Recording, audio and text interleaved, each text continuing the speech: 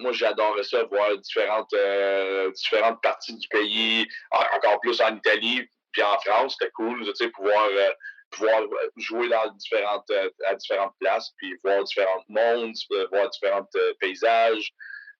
C'était toutes des expériences de vie par rapport aux équipes dans la chambre.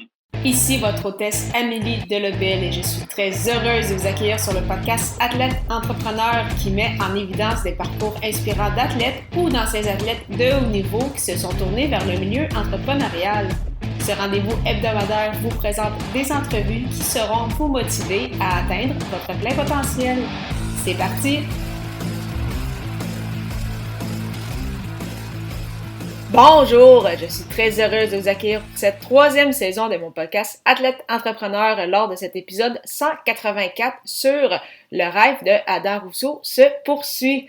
Avant de vous partager l'extrait, je voulais vous présenter une super plateforme que j'utilise avec ce podcast, soit Ocha. Ocha n'est pas qu'un hébergeur de podcasts, mais également un puissant outil marketing qui vous permet entre autres de planifier vos publications sur les réseaux sociaux, de générer des clips audio ainsi que de bâtir votre propre liste de courriels. De plus, il s'agit d'une plateforme francophone. Pour l'essayer à votre tour, profitez d'un essai gratuit de 2 semaines au ameliedelebel.com/Ocha, AUSHA. Cette semaine, je suis très heureuse de vous partager ce bel entretien avec Adam Rousseau que j'ai reçu à l'épisode 38 à la fin de l'année 2019. Donc, il y a déjà bientôt 3 ans de cela. L'ancien gardien de but de la LHJMQ, plus précisément avec le Titan d'Acadie Bathurst et de l'équipe d'Italie sur la scène internationale, pratique toujours le sport qu'il aime, même à 39 ans. Et l'entrepreneur a également sa propre école de gardien de but depuis déjà plus d'une dizaine d'années, soit AR, Action, Reaction, Goaltending. Donc vraiment une très belle entrevue avec Adam qui s'est livrée pendant plus d'une trentaine de minutes lors de l'entrevue originale. Vraiment, Adam, on sent que c'est un passionné, qu'il a été très, très heureux et choyé de vivre toutes ces belles expériences dans le monde du hockey. Et bien sûr, il veut également redonner à la relève. C'est pourquoi justement qu'il a fondé, entre autres, son école de gardien de but. Donc vraiment, une super entrevue avec Adam. Et c'est pourquoi justement, je vous en partage un extrait aujourd'hui. Donc, sans plus attendre, je vous laisse à cette entrevue. Bonne écoute! Alors, je suis actuellement avec mon invité Adam. Adam, comment ça va? Ça va très bien. Parfait. Alors, on va commencer tout de suite. Est-ce que tu pourrais nous expliquer un peu ton parcours dans le monde du hockey, donc de tes débuts jusqu'à aujourd'hui? Je suis originaire de Vaudreuil-Dorion. J'ai joué tout mon hockey mineur avec, dans le fond, c'était Westlake puis la Presqu'île, dans le fond, au début. Je pense que ça a changé depuis ce temps-là, mais j'ai fait ça jusqu'à mon midget 3. À mon midget 3, j'ai la zone de où ce que c'était à Vaudreuil appartenait à Gatineau. Fait que à 16 ans, il fallait que je déménage de la maison pour aller jouer mon midget 3 à Gatineau. Puis après mon midget 3, on a eu une année pas difficile, mais pas super facile. Mais rendu en série, tout a changé. On a rencontré Pierre-Marc Bouchard, Pierre-Alexandre Parenteau dans la première ronde. Puis on était down 3-0, puis on a remonté ça à 3-3 en double overtime, les 3 games. Puis on a perdu en double overtime la game 7. Fait que c'était un début d'une, je te dirais, d'une bonne carrière, là. Après ça, je me suis fait repêcher en 2e ronde par Bathurst dans le junior majeur. J'ai fait mes 4 ans là-bas. J'ai quand même eu une bonne carrière dans le junior aussi, je pense. J'ai encore une coupe de records, puis je suis dans les rangs des top 10 ou top 5 des victoires, des petites affaires. J'ai encore je t'égale avec je pense, j'ai encore le record pour les blanchissages en série, je crois. Puis, je t'égale avec Cadorette, lui qui joue en ce moment contre moi. Il joue à Thetford Mines dans la Ligue nord-américaine dans le semi-pro. Puis on est rendus tous les deux à 22 blanchissages dans l'histoire, saison et play-off ensemble. Puis après, c'est ça, j'ai eu le trophée pour le CHL Goalie of the Year à 19 ans. Mon année de 20 ans, j'espérais échanger pour avoir une chance de gagner, puis aller dans une équipe qui allait gagner, mais les propriétaires voulaient me garder pour donner de l'expérience aux jeunes. Fait que, il a décidé à Noël, après avoir essayé de m'échanger 2 fois, je pense que c'était Gatineau dans le temps qu'il allait au Coupe Memorial, puis Mario Richer, je pense que c'était le coach dans ce temps-là, puis il m'avait dit, regarde, on a essayé 2 fois d'aller te chercher, puis Léo Guy puis Pierrot, ils veulent rien savoir, ils demandent la lune, fait que on peut pas le faire. Puis Mario, c'était mon coach dans le Ninja 3 à Gatineau. Fait que dans le fond, j'avais cette connexion-là à Gatineau pour savoir tout ça. Puis après ça, je suis parti tout de suite pour l'Italie. J'avais mon passeport italien. Je suis parti pendant 4 ans en Italie. J'ai joué pour l'équipe nationale. J'ai été 3 ou 4 championnats mondiaux. La dernière était en Allemagne en 2010. J'ai joué contre le Canada la première game du tournoi. Ça, c'était pas mal une de mes meilleures expériences. Je te dirais, dans ma carrière, c'était cool. Après ma 4e année en Italie, je suis parti en France. Puis tout de suite après ça, j'ai décidé de me donner une chance en Amérique du Nord. J'ai été jouer un peu dans l'ancienne IHL. J'ai joué dans l'ancienne CHL. Puis une autre année, la dernière année, c'était à Wichita. Puis à cette heure, je suis rendu dans la Ligue nord-américaine. J'ai fait le camp du Canadien quand j'étais jeune. J'ai fait le camp des Ducks d'Anaheim. J'ai fait le camp des Worcester Sharks dans la Ligue américaine. J'ai monté dans la Ligue américaine avec Houston, les Arrows dans le temps que c'était ça. J'ai monté avec Rockford dans la Ligue américaine. J'ai pas joué. Il y a eu des complications de contrat. Fait que je suis retourné à Quad City quand j'étais là. Mais c'est pas mal ça. Là. Je suis rendu à Saint-Georges-de-Beauce dans la Ligue nord-américaine. Puis une couple d'années, j'ai gagné le gardien de l'année, puis finaliste pour gardien de l'année, puis c'est ça. Ça, c'est tout sur un plan personnel, mais je pense que c'était plus ça que la question que d'autres choses. Moi, je n'ai rencontré du monde, puis ça a été une bonne carrière. Puis justement, au cours de ta carrière, tu t'es promené beaucoup. Justement, tu parlais de l'Italie, de la France, après ça, plusieurs villes aux États-Unis, même au Canada. Comment ça s'était passé, ton adaptation, justement, à chacun des endroits? Est-ce que ça a été difficile? Est-ce que ça a été facile, justement, de se déplacer aussi souvent? Puis, comment, justement, tu as vécu tout ça? Disons, sur un plan de relation personnelle, ça a été difficile. Ça, c'est sûr.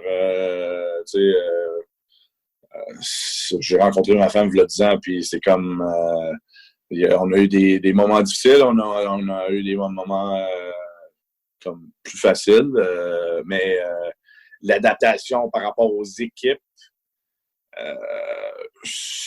moi j'adorais ça voyager j'adore encore ça voyager, puis j'adorais ça voir différentes places. Moi, quand j'étais en Italie, c'est sûr que j'ai eu des problèmes, pas juste de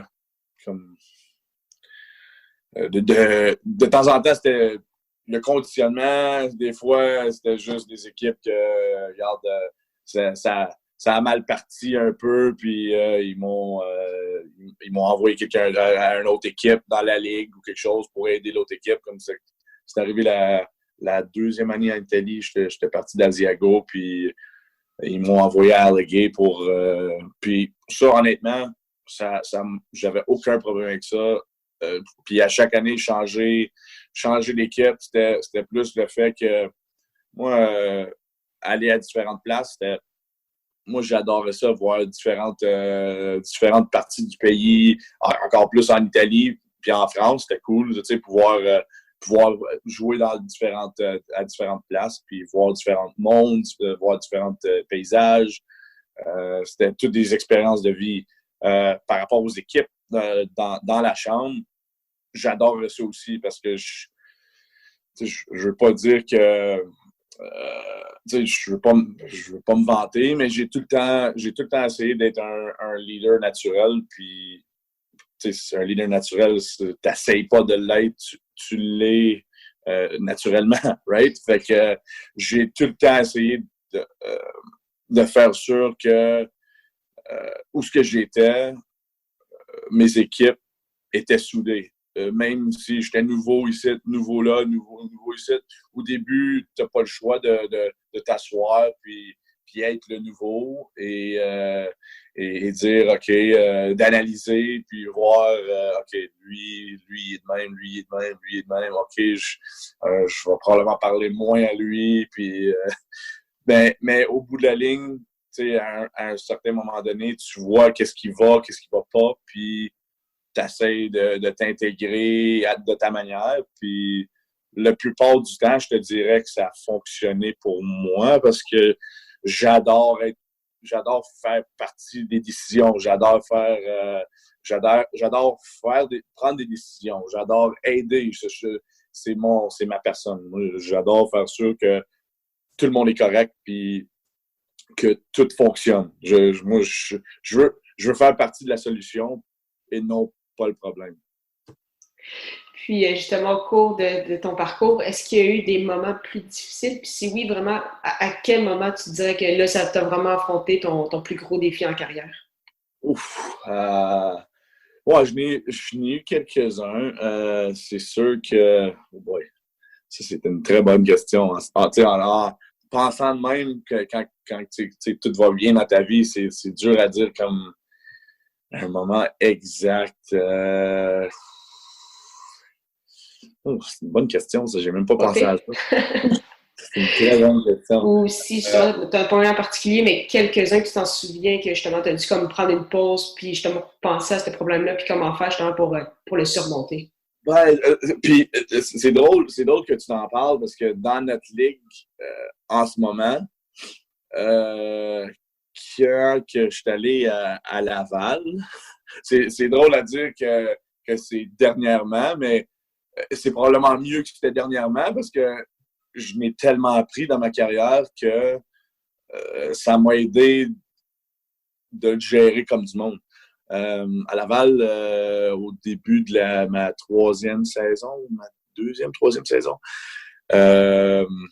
disons que je veux pas être méchant, mais il n'y avait pas toutes les meilleures personnes en place pour gérer une équipe de hockey. Puis, ils m'ont mis de côté parce que l'entraîneur voulait avoir ses choix de gardien, puis il aimait un peu plus son côté. Mais en tout cas, c'est un gérant un peu bizarre. Alors, ils m'ont mis de côté pendant un mois pour amener deux jeunes. Puis après le mois et demi que un des plus jeunes a eu un mois incroyable, il a commencé à descendre son ton un peu. Puis là, moi, j'étais resté à la maison, j'ai resté en contact avec eux autres. Il fallait que je relaxe, il fallait que rien que je dise, il fallait que je regarde, puis je gère ça comme du monde. Puis après un mois, quand ils ont réalisé que ma valeur, puis qu'est-ce que j'amenais dans une chambre de hockey, ils ont réalisé qu'il y avait besoin de moi. Puis ils ont fait une couple de décisions, puis ils m'ont ramené. Puis cette année-là, c'était je pense que c'était l'année où je l'ai gagné, le Goalie of the Year. Mais c'était difficile. C'était vraiment difficile. En étant à la maison, famille était commencée. Tout à coup, tu arrives puis tu n'as plus... même juste le côté monétaire. Tu sais, t'arrives, tu fais quand même un bon salaire dans cette ligue-là, et là, bang, out of the blue, tu n'as plus cette paye-là. C'est quand même... tu vois pas les gars dans la chambre que tu as un super bon rapport avec. Ces gars-là, on s'entend, on a vraiment commencé à mettre de quoi ensemble, puis là, t'es plus là, tu fais plus partie de ça. C'est très dur manger ce coup-là, puis après un mois, qui te disent ben regarde, tu veux-tu revenir, tu vas prendre un pay cut, puis j'ai dit garde, c'était la première fois que je me suis dit, sais-tu quoi, je vais la prendre le pay cut, puis je vais leur montrer, je vais rentrer, je vais fermer ma bouche, je vais leur montrer que la paye que j'avais, je l'avais pour une raison, puis c'est ça, j'ai rentré dans le net, ils m'ont redonné le net, puis je l'ai jamais vraiment redonné à personne, puis... Mais c'est ça, tu sais, au bout de la ligne, tu apprends ça avec la vieillesse et la sagesse. Tu réalises que ce qui est important, c'est que tu continues à travailler fort même à travers de ces moments-là. Puis, c'est ça. Merci beaucoup encore une fois d'avoir été là et en souhaitant que vous ayez apprécié ce 184e épisode officiel d'Athlète Entrepreneur. Avant de vous laisser, je vous propose la formation Podcaster Pro de l'Académie du podcast, qui est la formation francophone la plus complète pour non seulement lancer votre podcast, mais également le monétiser. C'est d'ailleurs cette formation qui m'a permis de lancer ce podcast-ci, ainsi que mon autre, les médias sociaux en affaires. On parle de 6 modules distincts et 30 heures de contenu. Pour y jeter un coup d'œil, simplement vous rendre au amidelabel.com/lancer son podcast, lancer ER. Je vous donne rendez-vous à l'épisode 185 pour une autre entrevue coup de cœur. Au plaisir de vous y retrouver.